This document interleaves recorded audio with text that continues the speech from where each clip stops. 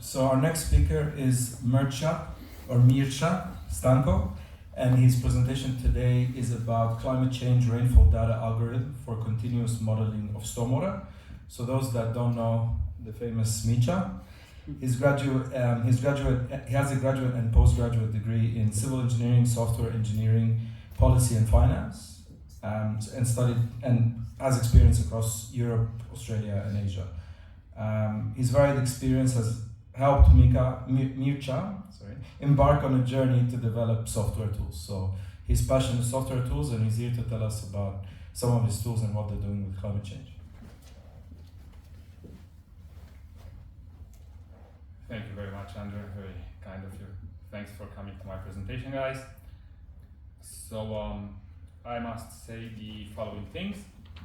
First of all, everything that I'm showing you guys today is available right now online. So these tools that I'm talking about exist, they can be used, and they definitely can be included in any policy or whatever. It's ready, it's turnkey, ready to go.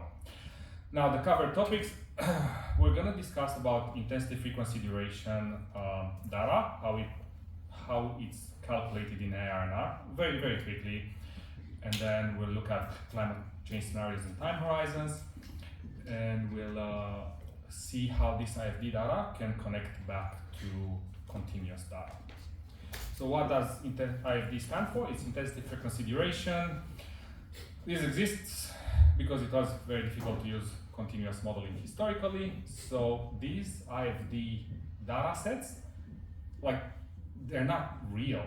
These storms are not real storms. It's just a statistical distillation of some data from 1960s to 1990s done by CSIRO and BOM for about 7 years. So they've done a lot of mathematics, dare I say hocus pocus, to generate these data sets on a geogrid at every roughly 5 kilometers square in Australia.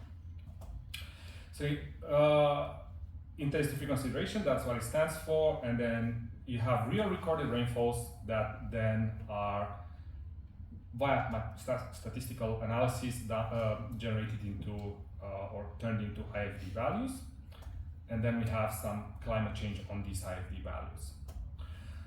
So again, conceptually, you have this continuous data on the left, that's data at 6 minutes, and the brown, light orange colors on top, those are the thresholds for 1 in 3 months, for EY, which is 1 in 3 months, and then 63.2% AEP and 50% AEP, and so on and so forth.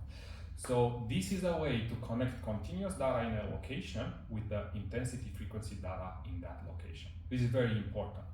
This overlap, I don't know why, hasn't been done until now, so we managed to do this. This way to overlap it is trying to create that connection. And again, IFD storms are not real storms, and you always think about, okay, this one number over 6 minutes or a year or 6 hours or 20 minutes or whatever, then we have to do a little bit of extra hocus pocus to do our on-site intention calculations and hydrological calculations in RORP or such, and you have pre-burst, post-burst, and different patterns. So literally you get all the continuous data, turn it into one number, and then that one number, you try to deconstruct it to mimic continuous data. So statistical analysis is applied to continuous data to generate one single, not real storm number, after which further data manipulation is employed to make that number behave as it was continuous. That is literally what is done in the quantity space. So climate change in our ARNR has been discussed quite a bit. Book 1, chapter 6, basically these are the optional pathways, SSP1, SSP5, and there's some formulas that are applied to the IFD data to turn it into climate change IFD data. And what we've come up with is an adjustment matrix.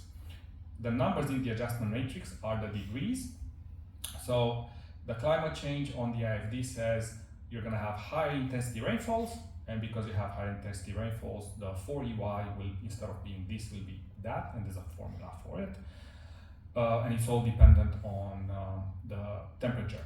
So this matrix, you can reconceptualize it as a temperature line, and if you have, let's say, 2.5, that is SSP3-7 in 2070 or SSP2-45 in 2100.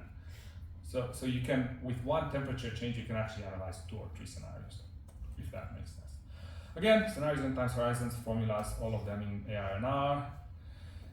And this is how the IFD data is changed. 5 minutes, 2016 IFD, and then the temperature increase and all that. And we have a tool that allows you to see it either in terms of millimeters total or millimeters per hour for various intervals. Now, if we go back to that schematic, we have a metal template that's connected with the IFD values. The IFD values are climate adjusted to new IFD values, and then we keep that connection and move it back to the adjusted metal, continuous metal template.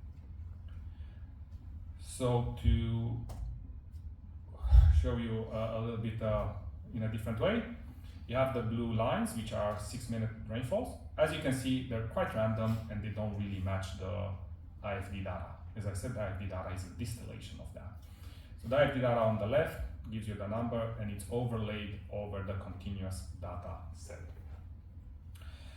Now, what do? We keep the intervals between, let's say, 0 and 12 UI, 12 UI and 6 UI, so on and so forth. And we slice those bits and scale them up in accordance with the new IFD, right? So the ratios between each rainfall and the IFD it is in between remains the same. So in this way, we literally scale everything up. This way we scale the high intensity rainfalls up and the low intensity rainfalls up. The problem with this approach is that you will highly increase the average, multi-year average rainfall. So over 10 years, the average is, let's say, 1,000 millimeters a year. And then if you scale everything up, depending on how much you scale it, it can be 1,500, 2,000, 1,300, so on and so forth. So the first step of the algorithm is overlay the IFD over the continuous data and just keep those slices with the rainfall at the same ratios. Slice everything up. Slice everything and then just move it up or down. In this case, is always up because of the IFDs move up. So once you have this, the next step is to shave off the bottom of the entire graph. And what we do, a little bit a refined thing, we don't shave off anything that's 80% for UI and higher, but this can be adjusted. But the basic concept is you shave off all the small rainfalls, and what that's gonna do by a certain value, that's gonna do is gonna bring your yearly average back to whatever it was before, pre-scaling up.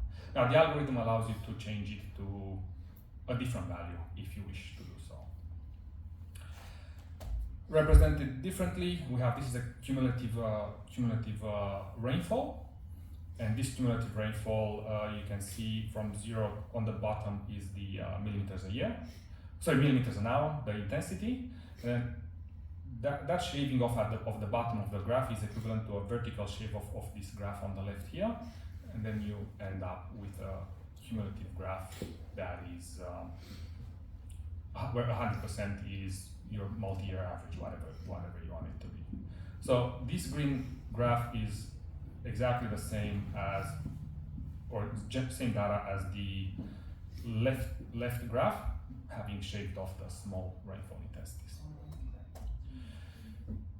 The result will be 2016 IFD on the left, climate change IFDs on the right, and the continuous data that matches them on the left and on the right, respectively. You can see the high intensity intervals remain the same.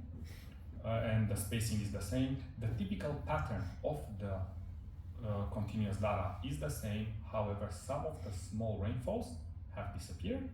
Other ones have become a little bit smaller. So the climate science, what it typically says, it says we will have high intensity rainfall intervals, high intensity, and overall, the average rainfall will remain the same or be a little bit drier. Higher intensities, but similar rainfall or a little bit drier. So this is what this algorithm does. You can see on the left and see on the right the difference between the two graphs is represented here. Total days, 3650. Days without rainfall, it used to be 14. Days with rainfall, it used to be 1451. Now it's 1449. So a couple of days disappeared. Total time steps, that's basically 6-minute intervals where you record the rainfall. Total time steps with rainfall, there used to be 15,922, and then now it's 15,902, which means that there's less, like some of the small events have disappeared. And now there's a median of rainfall time steps, used to be 0.2, now it's 0.1345. The median means half of the rainfall events are under this value, half of the rainfall events are over this value.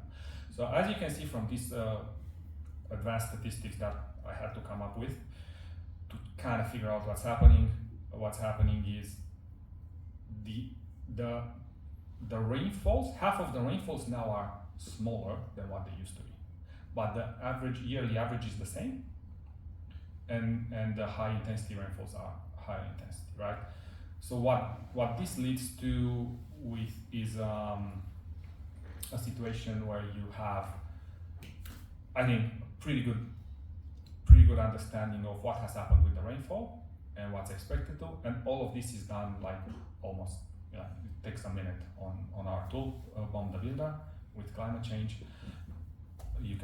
It's here, you can upload a methodological template and change it, you can generate one and change it, you can change it in any way you wish, you can change it for a target average per year, so there's no problem there. And you can adjust it, as I said, on the matrix, download the methodological template and run it, and run your model, your John Connor Online or music model with the new one or with the old one, and see what the difference is. Currently, this is what I'm trying to, we have a project looking at the differences between what's happening now in the John Connor Online / music modeling, between what's happening now and what's happening with climate change. So that's another comparison, and I am happy to take any questions. We'll take them at the end. Okay. All right. Well, I hope I'm definitely in time. Perfect. Yeah, 2 minutes before.